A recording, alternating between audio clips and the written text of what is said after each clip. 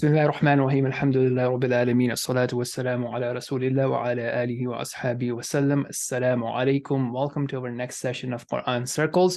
Today we'll be starting with Surah AlMa3aarij, verse number 29, and this will be a continuation of some of the qualities that we were looking at last time in our last session of what are the good qualities that a believer should have, and those are the ones that will be protected from the hellfire. And may Allah subhanahu wa ta'ala make us from them.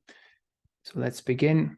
أعوذ بالله من الشيطان الرجيم والذين هم لفروجهم حافظون إلا على أزواجهم أو ما ملكت أيمانهم فإنهم غير ملومين فمن ابتغى وراء ذلك فأولئك هم العادون والذين هم لأماناتهم وعهدهم راعون والذين هم بشهاداتهم قائمون والذين هم على صلاتهم يحافظون.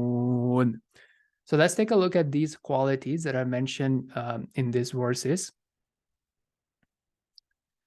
So the first one from our today's session, obviously we had a few that were mentioned in last time. So now here it's talking about protecting one's private parts and protecting one's honor from that perspective, and that these people are the ones that will actually protect their private parts and only engage in acts of intimacy that Allah subhanahu wa ta'ala has allowed. And that is one of the great fitna of today, right? The fahsha, the attraction, the showing off is really, really spread around compared to how it used to be 10 years ago, right? Now you cannot scroll on your phone, go on social media, go on any places, even on YouTube.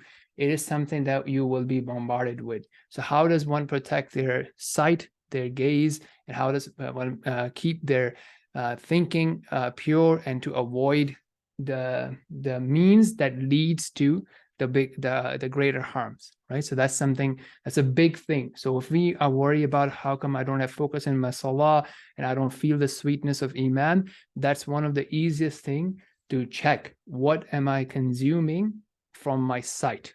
So may Allah protect us from this, but that's one of the biggest things that are out there, and that becomes a source of many other bad habits and bad deeds. May Allah protect us.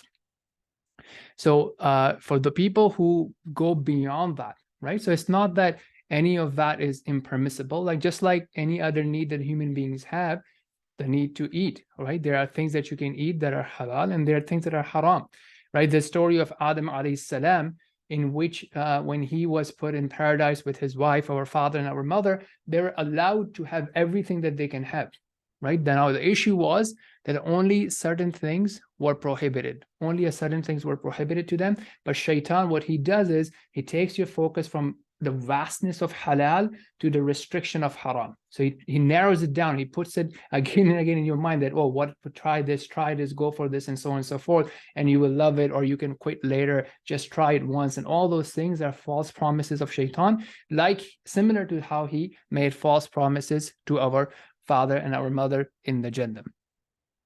So whoever goes beyond what Allah has made permissible, so you can satisfy yourself with the halal, the permissible limitations of Allah subhanahu wa ta'ala, or you can just keep wanting more and more and more. So whoever goes beyond that, then Allah subhanahu wa ta'ala is calling them that they are the transgressors. And now that's up to us, that do we want to be from the transgressors, or do we want to satisfy ourselves and be content with what is halal and what is lawful? Moving on, in verse number 32, Allah subhanahu wa ta'ala mentions a second quality here from our session today, and that is about that they are careful and they fulfill their trust and their covenants. And this is really a big deal as well, like what kind of identity we want to have as a Muslim man or as a Muslim woman, right? And this is something really, really big deal, like, from small things like not showing up on time. Right, so you have a meeting that you have committed to, it's a very culturally acceptable thing to be late to meetings.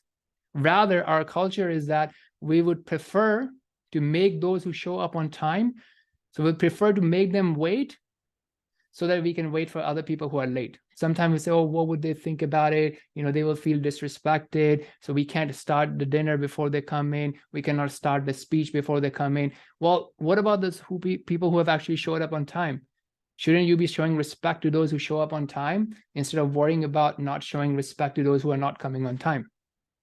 It is something we need to think about. And another pet peeve of mine is like, even from a masajid perspective, it should delay the salah, just so that, some speakers going over time, right? And now we are going to go and delay the salah, right? Things like that, right? What kind of quality that we want to have, right? Are we committed? So if we are saying that, meeting is going to start at this time, dinner is going to start at this time, event is going to start at this time, do we want to have a standard of meeting it, or it doesn't matter, that it just starts small, right? That's how you develop your identity, that yes, I'm going to say at 9 p.m., but we'll start at 10 p.m., right? And that creates this whole culture. So that's just a simple example. Obviously, bigger things are, commitment at work, your work commitments, commitment as a volunteer. So you are committing as volunteer, but then, you're not doing your job because you think, oh, it's just volunteering roles. It's okay for me to slack and not show up and not fulfill my commitment, and so on and so forth. So having a higher level of standard, performing your actions with ihsan, with higher level standards, whether it is voluntary, whether it is your paid job, whether it is your contract, whether it is to your clients, to your customers, whether it is you offering a service, running an event, running a masjid, so on and so forth. So these are some of the things for us to reflect on. Verse number 33 talks about shahada, right? When you are testifying, when you are making a claim, or when you are making a shahada about, your belief in Allah subhanahu wa ta'ala, or any other sort of testimony that you're giving, you are firm and honest in your word has a weight. Your word should not be taken lightly. If you give a word, it should mean something. And then Allah subhanahu wa ta'ala wraps it up in verse number 34 with, again, those are who are, protecting and guarding their salah. Right? So that's their identity. Salah is part of their life. It's part of their structure. It's not something extra that they do. When you talk to some of the people, they're like, I'm so busy, right? So it's just going to get that last end of my time. If I can make time, I'll do it. But it's not what I'm going to make my other things run around, right? So if you have this identity of being a musalli, someone who establishes salah, then regardless of what's going on, that's my core principle, and I'm going to work around it. I'm going to do my business around it. I'm going to do my studies around it, but I'm going to make sure that my salah is on point. So what do we have? What is Allah subhanahu wa ta'ala promising such people? Let's take a look at the deal that Allah subhanahu wa ta'ala has on the table here. أولئك في جنات مكرمون. Okay, so now your boss and my boss, or our clients, our customers, our donors may give us different deals, that if you do this thing, I will donate, I will invest in your business, I'll give you a paycheck. And they may ask a commitment of 40 hours. Plus, if anything goes wrong, you have to be available on weekends and nights because it's your responsibility. Many companies would expect that.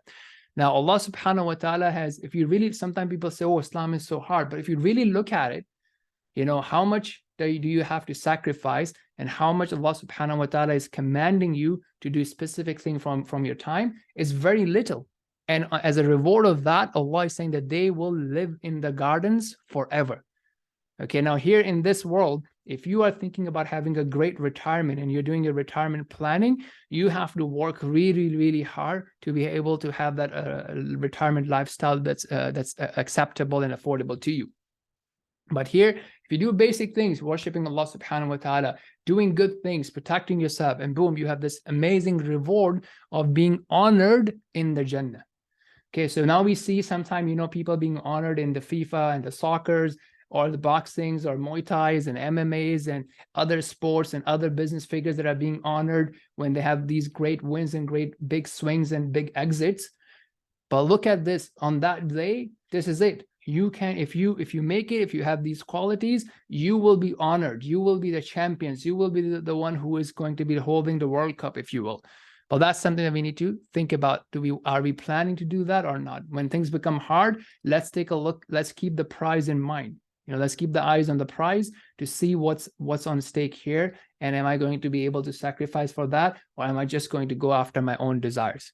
And then Allah subhanahu wa ta'ala says in verse number 36 and onwards, فَمَا لِلَّذِينَ كَفَرُوا قِبَلَكَ مُهْطِعِينَ عَنِ الْيَمِينِ وَعَنِ الشِّمَالِ عِزِينَ أَيَطْمَعُ كُلُّ امْرِئٍ مِّنْهُمْ أَن يُدْخَلَ جَنَّةَ نَعِيمٍ كَلَّا إِنَّا خَلَقْنَاهُم مِّمَّا يَعْلَمُونَ فلا أقسم برب المشارق والمغارب إنا لقادرون على أن نبدل خيرا منهم وما نحن بمسبوقين فذرهم يخوضوا ويلعبوا حتى يلاقوا يومهم الذي يوعدون يوم يخرجون من الأجداث سراعا كأنهم إلى نصب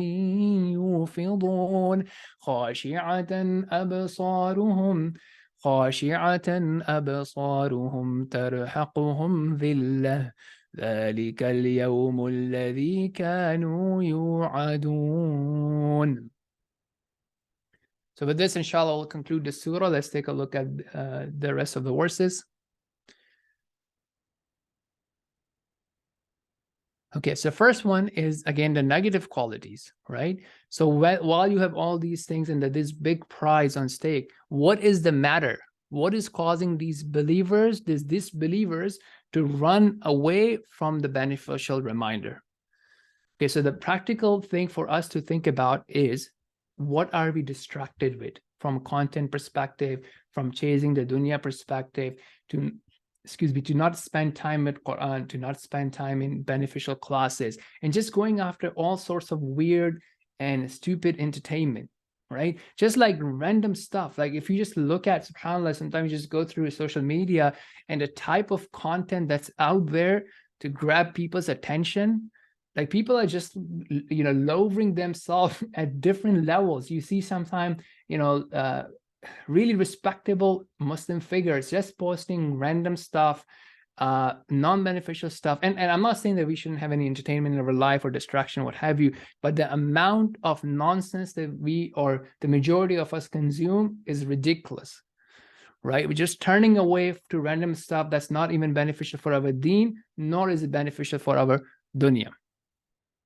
And what is our state, right? Allah subhanahu wa ta'ala is saying that, do we just expect that we will get into the gardens, we will get into the Jannah?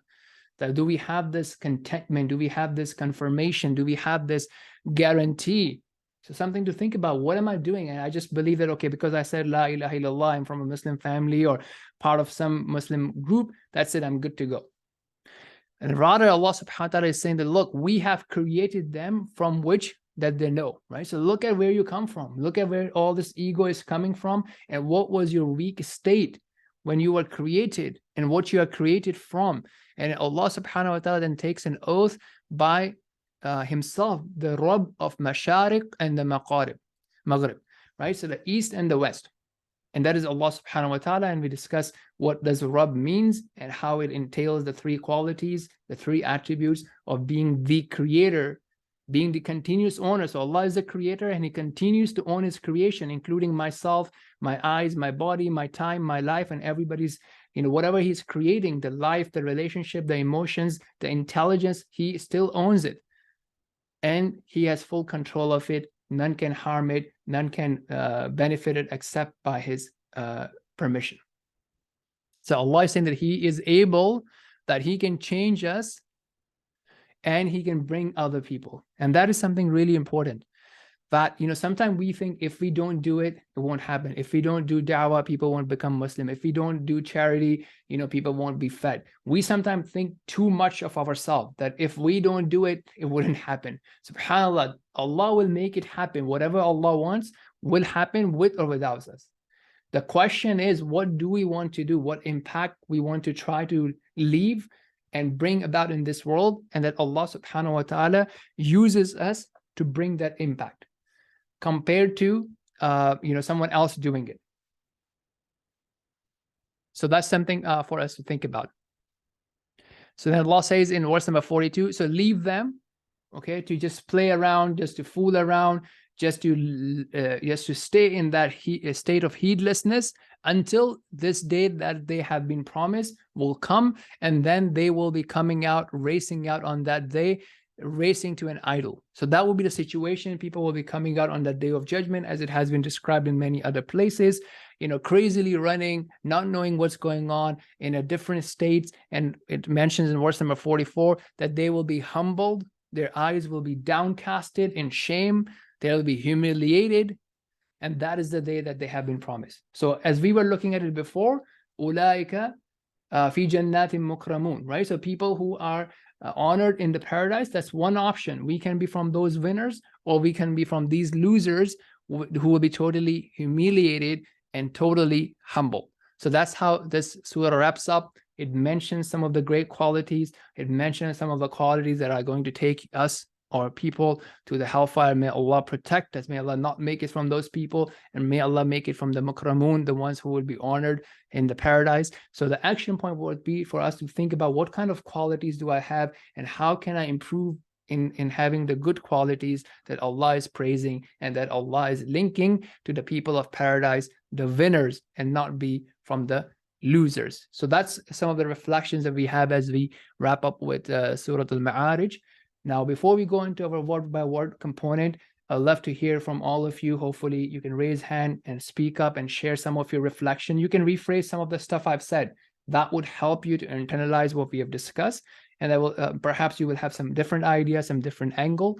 And so let's do that. You can also do it by text, either put it in the chat or raise hand, and inshallah share your reflection.